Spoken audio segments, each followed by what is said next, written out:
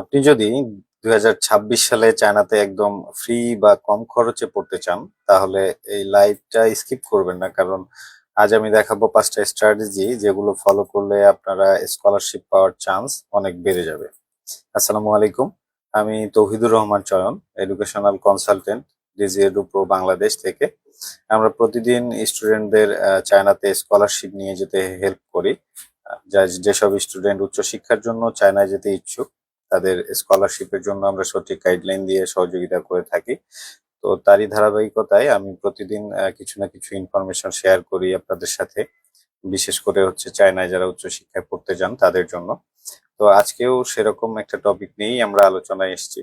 তো আজকের টপিকটা এরকম: 2026 সালে চায়নায় স্কলারশিপ পাওয়ার সহজ 5টা স্ট্র্যাটেজি, যেগুলো শেয়ার করব আজকে আপনাদের সাথে। তো মূল আলোচনায় আসি। প্রথমেই হচ্ছে আমরা স্ট্র্যাটেজি নাম্বার 1 সম্পর্কে জানি। এটা হচ্ছে আর্লি প্রিপারেশন। টাইমিংটাই আসলে সব বলতে গেলে, এক কথায় যদি বলি, চায়নায় স্কলারশিপে যারা যেতে ইচ্ছুক তাদের জন্য টাইমিংই সব। সেপ্টেম্বর ইনটেকে যারা যেতে ইচ্ছুক তাদের জন্য আসলে অ্যাপ্লাই স্টার্ট করা উচিত নভেম্বর থেকে মার্চের মধ্যেই। ততদিনে অ্যাটলিস্ট তাদের ডকুমেন্টেশন গুলো সবকিছু রেডি রাখা উচিত, যেন ইউনিভার্সিটির পোর্টাল ওপেনের সাথে সাথেই আপনি অ্যাপ্লিকেশন গুলো করতে পারেন। এটা মনে রাখতে হবে যে চায়নার ক্ষেত্রে আপনি যত আগে অ্যাপ্লাই করবেন, আপনার সুযোগটা তত বেশি থাকবে। লেট অ্যাপ্লাই করলে চান্স কমে যায়। আগে অ্যাপ্লাই মানেই বেশি ইউনিভার্সিটি প্লাস বেশি চান্স। সো বুঝতেই পারছেন, প্রথম স্ট্র্যাটেজিটাই আপনার হওয়া উচিত যে আর্লি অ্যাপ্লিকেশন, যত দ্রুত সম্ভব আপনি অ্যাপ্লিকেশন করবেন, এতে করে আপনার সুযোগ অনেক গুণ বেড়ে যাবে। এবার আসি হচ্ছে স্ট্র্যাটেজি নাম্বার 2টা কি। এটা হচ্ছে স্মার্ট ইউনিভার্সিটি সিলেকশন। শুধু ইউনিভার্সিটি তো সিলেক্ট করেই না, চায়নাতে প্রায় 2700 প্লাস ইউনিভার্সিটি আছে।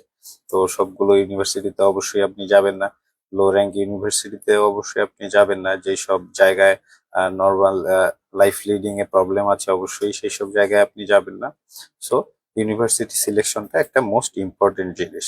এখানে শুধু টপ র্যাঙ্কিং না, মিড র্যাঙ্ক প্লাস হচ্ছে লো কম্পিটিশন ইউনিভার্সিটি টার্গেট করুন, এতে করে আপনার সুযোগ বেড়ে যাবে এবং স্কলারশিপ সুবিধাও পাবেন। এক্সাম্পল হিসেবে বলা যেতে পারে যে টপ 500 থেকে টপ 1000 মিক্স করে আসলে অ্যাপ্লাই করা উচিত। এই ইউনিভার্সিটি গুলো সব দিক থেকেই সেফ হয়। পড়াশোনার কথা যদি বলেন, সেদিক থেকে অনেক ভালো পজিশনে থাকে, যদিও চায়না এডুকেশন সিস্টেম নিয়ে সন্দেহ নেই। তারপরও এই মিড রেঞ্জের যে ইউনিভার্সিটি গুলো আছে, এগুলোতে পড়াশোনা, ডরমেটরি সুবিধা, এনভায়রনমেন্ট মোটামুটি সবকিছুই পারফেক্ট থাকে, বিশেষ করে বাংলাদেশি যেসব ছাত্রছাত্রীরা চায়নায় হায়ার এডুকেশনের জন্য যেতে চান। তো আমরা 2 নম্বর স্ট্র্যাটেজি যা জানলাম, যেটা হচ্ছে আমাদের ইউনিভার্সিটি সিলেকশনটা একটা মোস্ট ইম্পর্টেন্ট জিনিস, যেটা আমাদেরকে ভেবেচিন্তে এবং অনেক আগে থেকেই সিলেকশন শুরু করে দেওয়া উচিত। এবার আসি 3 নম্বর স্ট্র্যাটেজিটা কি। 3 নম্বর স্ট্র্যাটেজিটা হলো স্ট্রং ডকুমেন্টস। এটা আসলে গেম চেঞ্জিং একটা স্ট্র্যাটেজি আপনি বলতে পারেন। কারণ ডকুমেন্টস যদি সবকিছু ঠিকঠাক না হয়, এক্ষেত্রে অনেক স্টুডেন্টের অ্যাডমিশন আসে না, বা অ্যাডমিশন ঠিকঠাক হয় সে সময় যদি ডকুমেন্টস গুলো পরীক্ষণ ঠিক মতো না হয়, পরে দেখা যায় যে ভিসার সময় সেই স্টুডেন্টের ভিসাও রিজেক্ট হতে পারে। সো ডকুমেন্টেশন একটা মোস্ট ইম্পর্টেন্ট জিনিস। ডকুমেন্টে আপনার কোন কোন জিনিসগুলো পারফেক্ট থাকা উচিত, এর মধ্যে ধরেন সিভি। আপনার সিভিটা অ্যাট্রাকটিভ থাকা উচিত। যদিও একটা স্টুডেন্টের সিভি নর্মালি যে একটা অ্যাপ্লিকেশন মানে ইন্টারন্যাশনাল অফিস খুব ভালোভাবে দেখে এরকম না, অনেক সময় দেখা যায় তাদের সময় কম থাকে, অনেক অ্যাপ্লিকেশন থাকে, তাদেরকে খুব দ্রুত ক্যান্ডিডেট সিলেক্ট করতে হয়। সো সেক্ষেত্রে আপনার সিভিটা এরকম হতে হবে অ্যাট্রাকটিভ এবং ইনফরমেটিভ, যেন একই সাথে সিভিটা তাদেরকে অ্যাট্রাক্ট করে এবং ইনফরমেশন গুলো যেন সবকিছু সুন্দরভাবে গোছানো থাকে। দ্বিতীয় যে বিষয়টা, সেটা হচ্ছে স্টাডি প্ল্যান। আপনার স্টাডি প্ল্যানটাও এমন হওয়া উচিত যেন আপনি টিচার যখন আপনার স্টাডি প্ল্যানটা দেখবে, সে যেন দ্রুতই বুঝতে পারে যে আপনি আসলে চায়নায় পড়াশোনার উদ্দেশ্যটা আপনার কি, এখান থেকে আপনি ক্যারিয়ারে কি সফলতা অর্জন করতে চান, এবং পড়াশোনার প্রতি আপনি কতটা আগ্রহী এবং ডিসেন্ট থাকবেন। এই বিষয়গুলো স্টাডি প্ল্যান থেকে খেয়াল করে। দেন রিকমেন্ডেশন লেটার। যখন রিকমেন্ডেশন লেটার নেবেন, সেক্ষেত্রে যে আপনার প্রফেসর থেকে রিকমেন্ডেশন লেটার নেবেন, তার সাথে অবশ্যই আপনার রিলেশনশিপটা ভালো থাকতে হবে, যেন রিকমেন্ডেশন লেটারটা অনেক বেশি সুন্দর হয় এবং আপনার জন্য যেন সেটা হেল্পফুল হয়। 90% স্টুডেন্ট আসলে এখানেই ভুল করে। এই 3টা ডকুমেন্টস আপনার অবশ্যই খুব সুন্দর এবং অ্যাট্রাকটিভ, সেই সাথে ইনফরমেটিভ হতে হবে। কারণ এগুলোই দেখেই আপনাকে আসলে সিলেক্ট করবে ইউনিভার্সিটি। এখানেই আপনার প্ল্যানগুলো আসলে থাকে। সো বুঝতেই পারছেন এটা কতটা ইম্পর্টেন্ট। এরপর আসি স্ট্র্যাটেজি নাম্বার 4। এটা কি? এটা হচ্ছে English proficiency strategy. English proficiency যাদের আছে তাদের ক্ষেত্রে তো চায়নায় অ্যাডমিশন এবং স্কলারশিপে আপনারা অনেক বেশি এগিয়ে থাকবেনই, এটা স্বাভাবিক। সেই সাথে স্কলারশিপ সুবিধাটাও অনেক বেশি পাবেন যারা ইংলিশ প্রফিসিয়েন্সি সার্টিফিকেটধারী হবেন। আইএলটিএস না থাকলেও অনেক ইউনিভার্সিটি একসেপ্ট করে, যেহেতু চায়নাতে এমওআই দিয়েও যাওয়া যায়। সো এখানে কোনো সমস্যা নেই, আপনি এমওআই দিয়েও যেতে পারবেন। তবে যাদের আইএলটিএস, পিটি, টোফেল বা এই টাইপের ইংলিশ প্রফিসিয়েন্সি আছে তারা একটা অ্যাডভান্টেজে থাকবেন। সেই সাথে যাদের এগুলো এই প্রফিসিয়েন্সি এক্সাম দিতে এগুলো একটু কস্টলি, যাদের এসবে প্রবলেম হয় তারা চাইলে ডুওলিঙ্গো দিতে পারেন। ডুওলিঙ্গোটাও চায়নাতে একসেপ্টেড এবং এটাতে মোটামুটি একটা ভালো স্কোর হলে আপনার স্কলারশিপে এটা অনেক সুবিধা দেয়। তবে আপনার আইএলটিএস না থাকলে বা অন্যান্য ইংলিশ প্রফিসিয়েন্সি কোনো এক্সামে আপনার ভালো স্কোর না থাকলে আপনি যে অ্যাপ্লাই করবেন না, বিষয়টা এমন না। অ্যাপ্লাই বন্ধ করা যাবে না, আপনি অ্যাপ্লাই করবেন। আপনার এমওআই দিয়েও আপনি অনেক ভালো ইউনিভার্সিটিতে অ্যাডমিশন নিতে পারবেন স্কলারশিপের সাথে। এখানে জাস্ট ইংলিশ প্রফিসিয়েন্সি থাকাটা আপনার অ্যাডভান্টেজ। এটা হয়তো আপনার সুযোগ বাড়িয়ে দেবে, কিন্তু এটা ছাড়া যে আপনার সুযোগ নেই বিষয়টা আসলে এরকমও না। তো এখন আসি স্ট্র্যাটেজি নাম্বার 5-এ, অ্যাপ্লাই মাল্টিপল স্কলারশিপ। আসলে অনেক স্টুডেন্ট শুধু সিএসসি স্কলারশিপ নিয়ে চিন্তা করে, যেটা চাইনিজ গভর্নমেন্ট স্কলারশিপ।